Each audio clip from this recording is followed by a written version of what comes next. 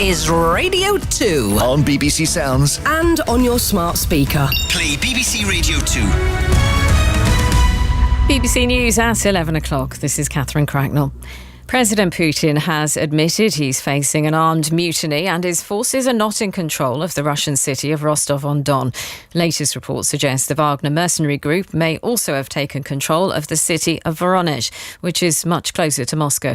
Yevgeny Prigozhin insists his fighters will not turn themselves in and that all 25,000 of us are ready to die in a row over how the war with Ukraine is being run.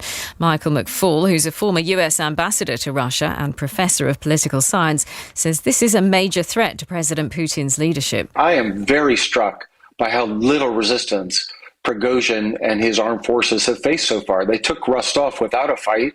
It appears, according to what we're seeing from reports out of Voronezh, that they did that also without a fight.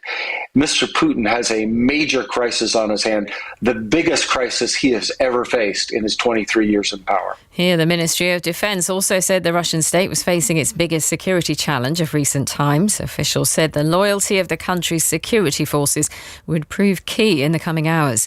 Meanwhile, Russian missile attacks on the Ukrainian capital, Kyiv, have left at least 3 people dead.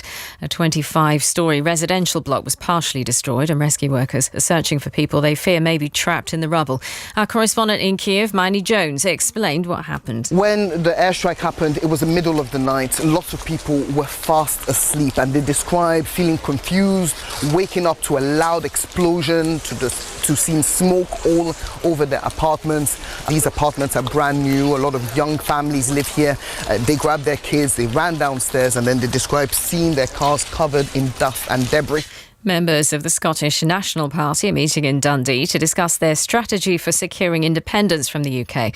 The SNP leader and Scotland's First Minister Humza Yousaf will be one of those setting out possible routes to a second referendum. NHS staff will be welcomed onto Glastonbury's main stage later today as the festival marks the health service's 75th anniversary. The organiser Emily Evis said social responsibility was at the heart of what the event stood for.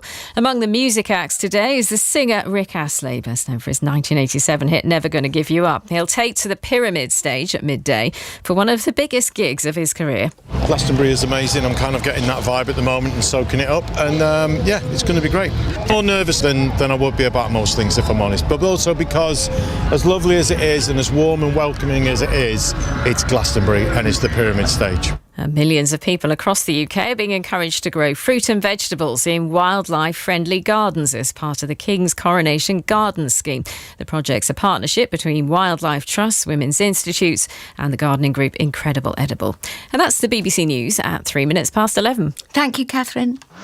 Now, Radio 2. This is Claudia Winkleman. BBC Radio 2. I do my hair talk.